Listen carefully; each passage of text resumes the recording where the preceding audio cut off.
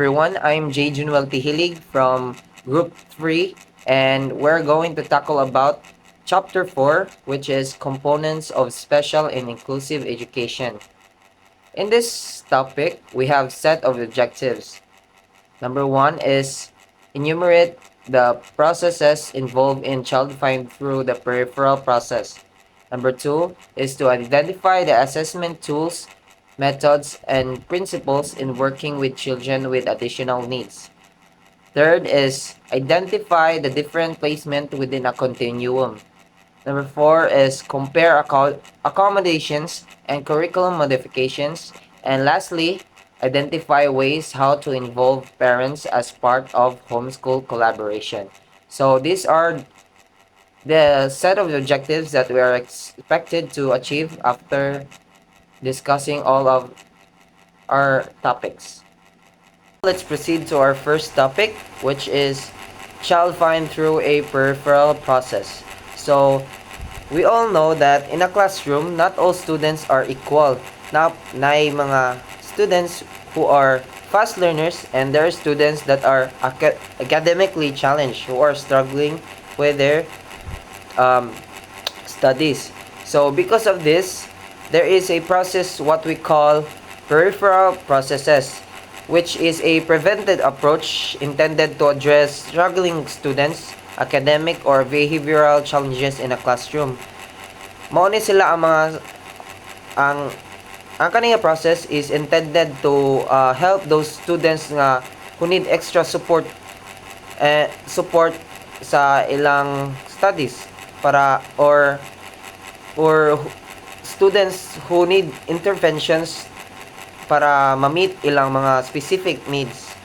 So in peripheral processes, referral for evaluation and special education services begins by identifying students who have additional needs and who may be at risk for developmental disabilities.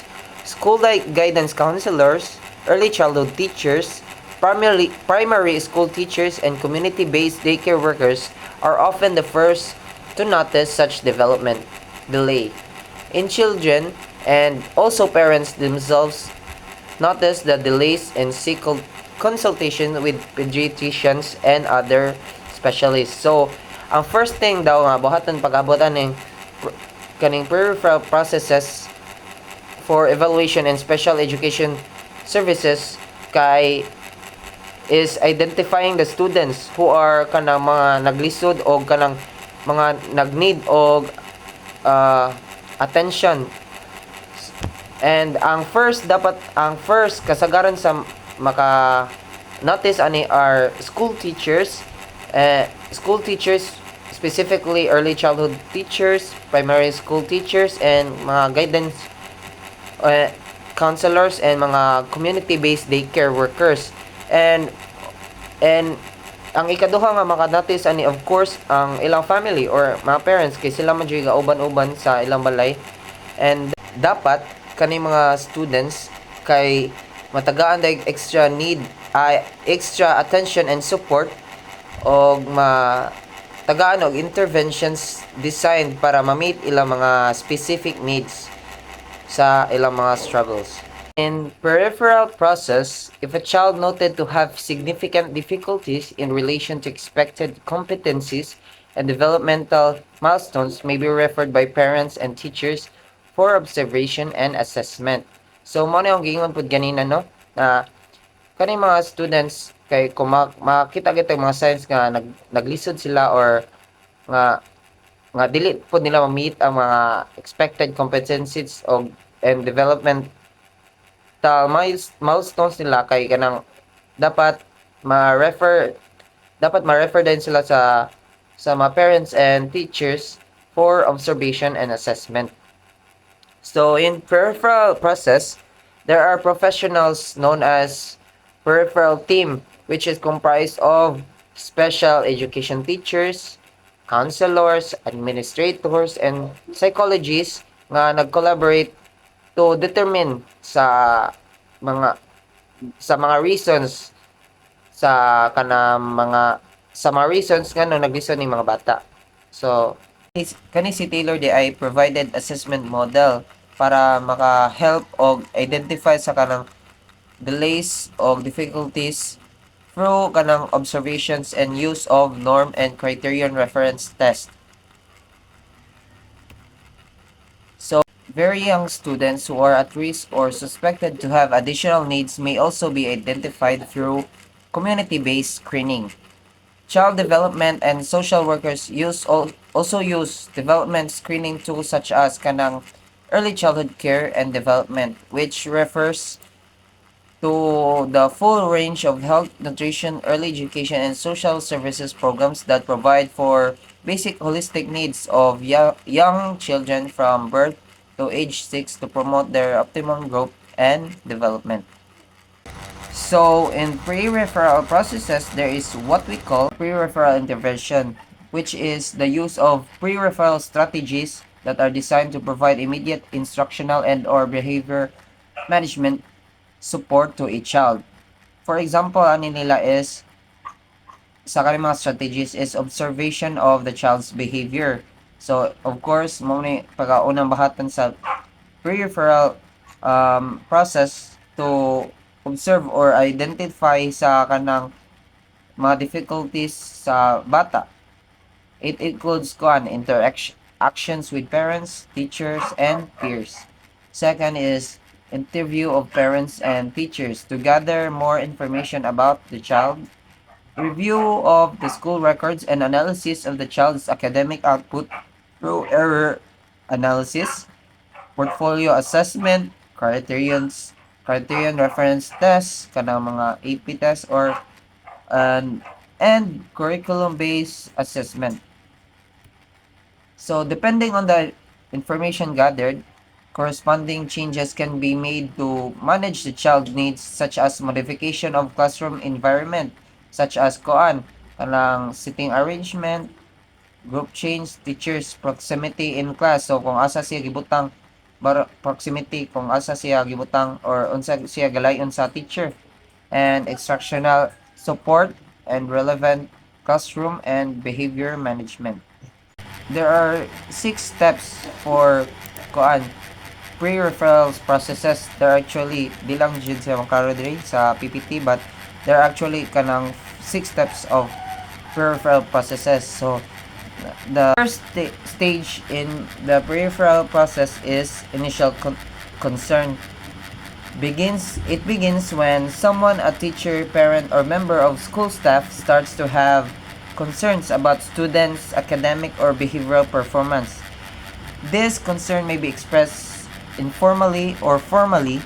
However, once the pre-referral process has been initiated in a given school, it should be managed consistently regardless of manner in which the original concern was communicated. The second um, step is information gathering. Information gathering can be accomplished in a number of ways and carried out by a variety of different personnel. For example, in some cases, the referring teacher might collect the information. In others, the school counselor or a member of the pre-referral team might assist in gathering information to present to the rest of the group. Regardless of who collects it, it is important to collect information about. Third is information sharing and team discussion. Once all of the relevant information has been collected, the next stage of the pre-referrals process, information sharing and team discussion can begin. In this stage, the team actually meets to begin its review of the information collected to date and to start discussing ideas, interventions, including type and intensity that may help the students. Typically, typically, peripheral teams are composed of a diverse set of individuals. Example, general education teacher, school counselor, reading specialist, who have experience using the designing instructional techniques to address the needs of students. To establish a collegial atmosphere, team members share information in an effort to promote student success in general education classrooms.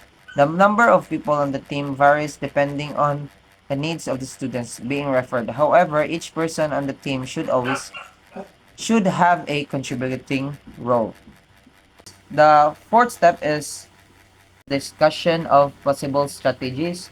At their first meeting and after they have discussed the information and decided on their primary goals, the team turn their attention to the fourth stage of pre-referral processes. During this part of the meeting, the members brainstorm strategies that they believe are most likely to meet the needs of the students.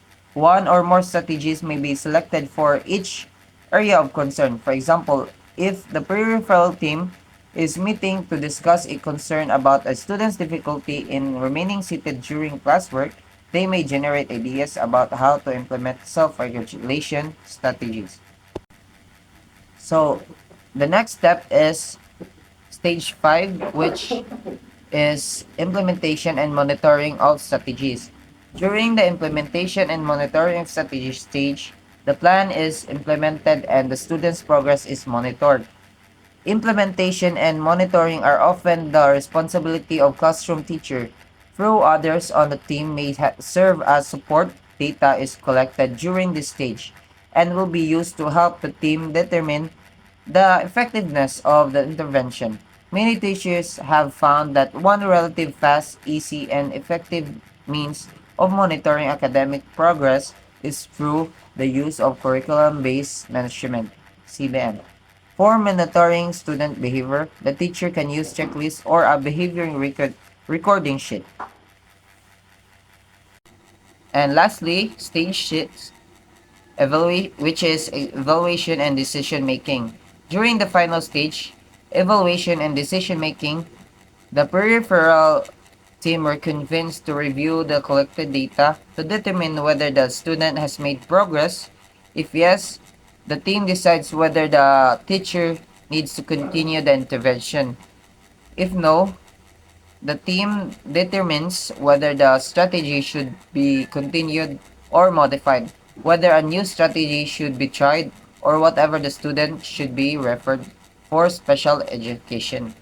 So that's it for my topic, and the next topic will be discussed by the next reporter.